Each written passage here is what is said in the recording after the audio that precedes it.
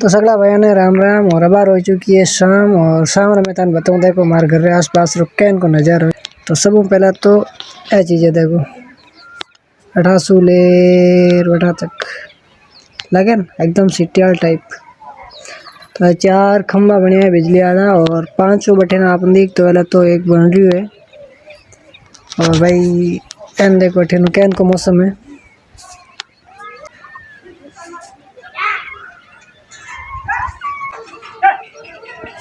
तो ये है माना कुछ घर बटे बार साइड में मैं काम करा।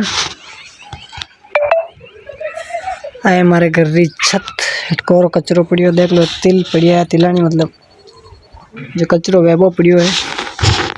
और हमारे घर री डिश है पुरानी, वैसे अब तो चलेगा नहीं क्योंकि जो टीवी भाई गीपरी मतलब है खत्म है गी।